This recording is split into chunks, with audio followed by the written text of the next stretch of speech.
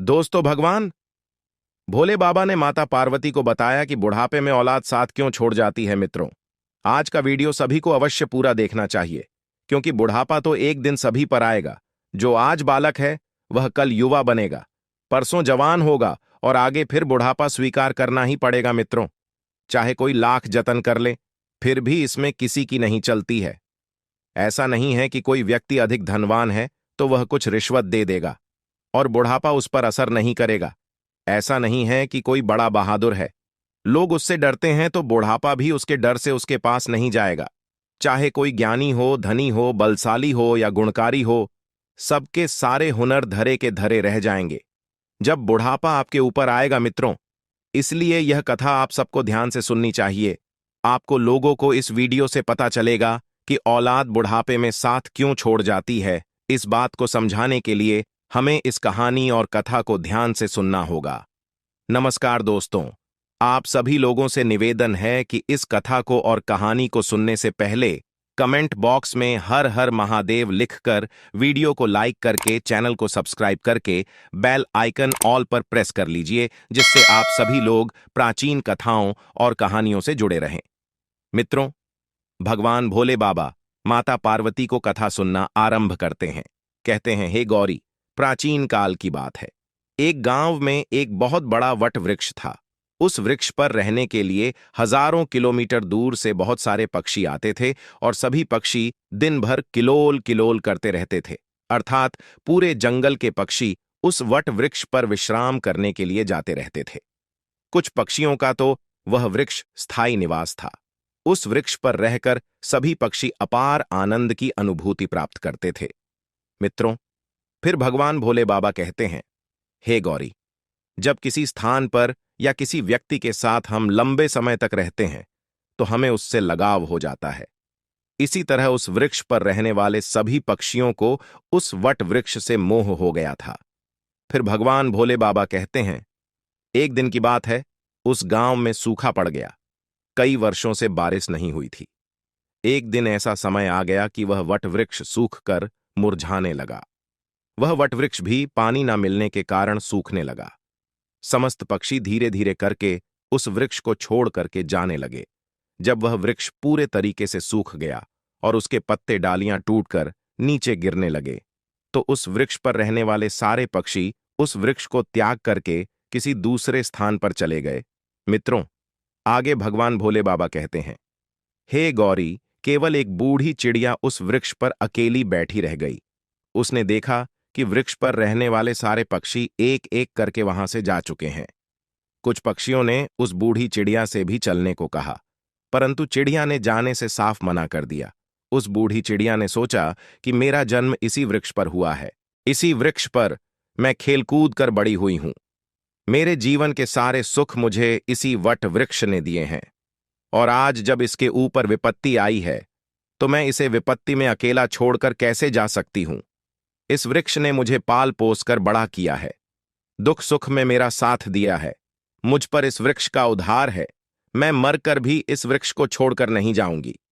मित्रों, आगे भगवान भोले बाबा कहते हैं, हे गौरी, वह लोग बड़े खुदगर्ज होते हैं जो अपने माँ बाप को बुढ़ापे में छोड़कर चले जाते हैं या परदेश में रहकर सुखपूर्वक जीवन यापन करते हैं। घर पर अपने वृद्ध जनों को भूल जाते हैं। ऐसी संतान के लिए धिक्कार है जो अपने माँ बाप के बुढ़ापे का सहारा नहीं बनती है। सोचो, जब तुम असहाय थे, जब तुम कमजोर थे, जब तुम्हारे माँ बाप ने तुम्हारा साथ छोड़ा था, क्या जब तुम बीमार हुए थे तब वह तुम्हें छोड़कर कहीं गए थे? क्या जब तुमने किसी से झगड़ा किया था और तुम झगड़े में पड़ गए थे तो क्या तुम्हारे माँ बाप ने तुम्हें अकेला छोड़ दिया था? जब तुम्हारे माँ बाप के मन में किसी अच्छी चीज को खाने की इच्छा उत्पन्न हुई थी, तब उन्होंने वह चीज तुम्हें छोड़कर कभी अकेले नहीं खाई थी। क्या आज वह बूढ़े हो गए हैं तो तुम्हें उनसे घृणा होने लगी है? तुम्हारे लिए उन्होंने इतना किया, तुम उनके लिए इतना भी नहीं कर सकते हो कि उनके बुढ़ापे की लाठी बन जाओ। फिर आगे भगवान भोले बाबा कहते हैं, हे गौरी, उस बूढ़ी चिड़िया ने मरते दम तक उस वृक्ष का साथ न छोड़ने की कसम खा ली। कुछ दिन और बीते तो वह वृक्ष बिल्कुल जर्जर हो गया। अब दीमक भी उसे खाने लगी, लेकिन चिड़िया उसे छोड़कर नहीं गई। दिन में थोड़ा इधर उधर घूम घाम कर अपना भोजन जुटा लेती थीं और शाम होने पर उसी सूखे हुए वृक्ष पर आकर बैठ जाती थी। इसी तरह से कई महीने बीत गए।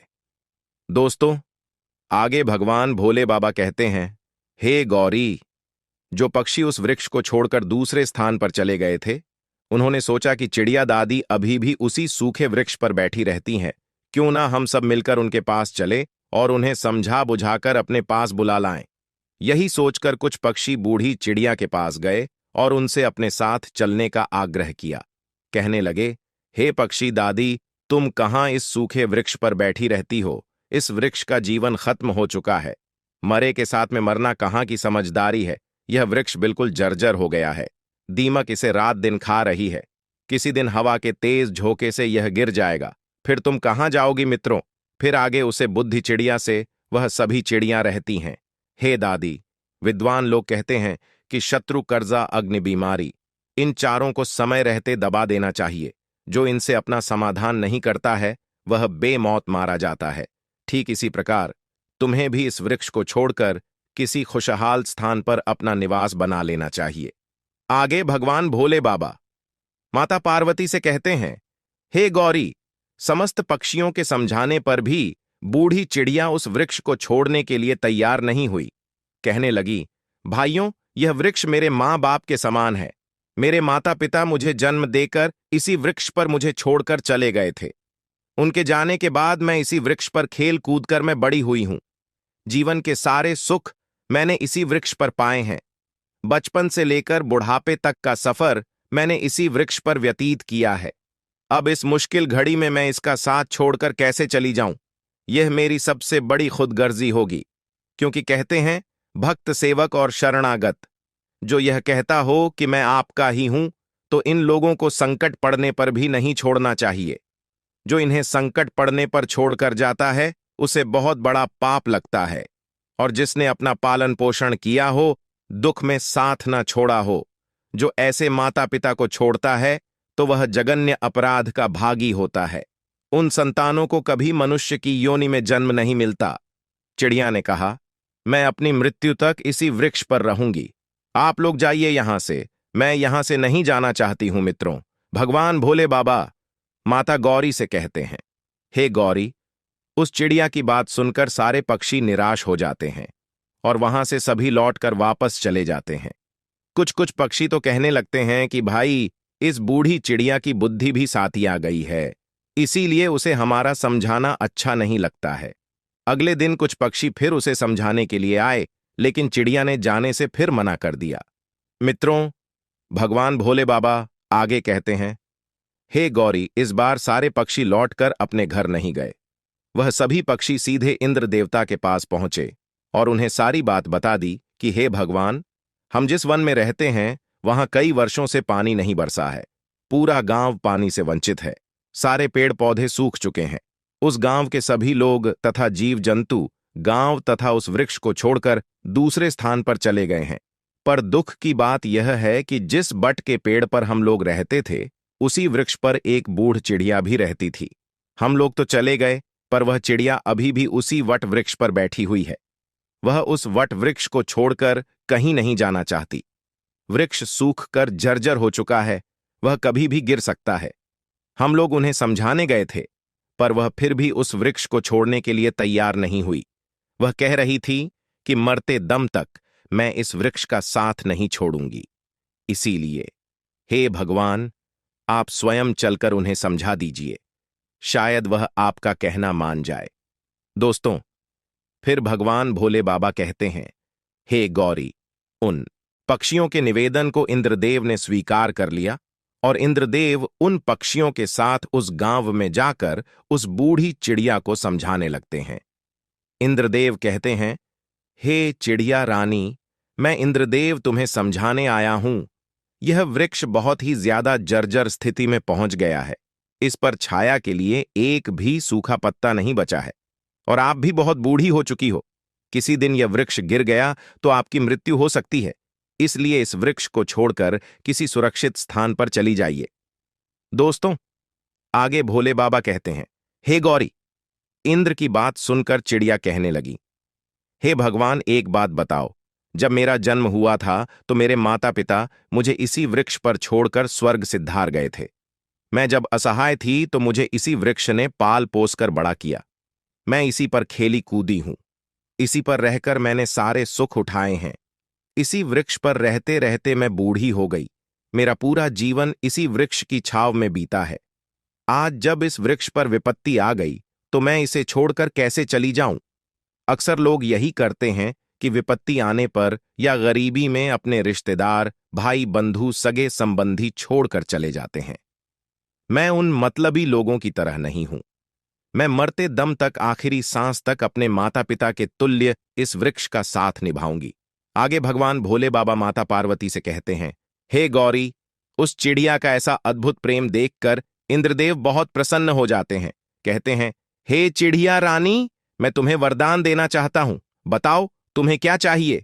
तब चिड़िया कहती है, भगवान, यदि देना चाहते हो तो मुझे कोई वरदान नहीं चाहिए। इस वट वृक्ष को वरदान दे दीजिए ताकि यह हरा भरा हो जाए, इसकी आयु बढ़ जाए।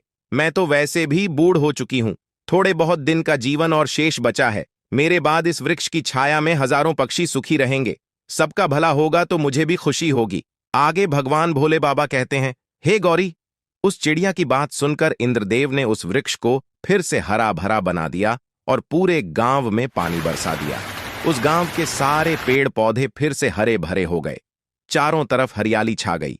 जो मनुष्य तथा जीव जंतु पशु पक्षी उस गांव को छोड़कर चले गए थे, वह फिर से उसी गांव में लौट आए और सारे लोग फिर से अपनी खेती बाड़ी करने लगे।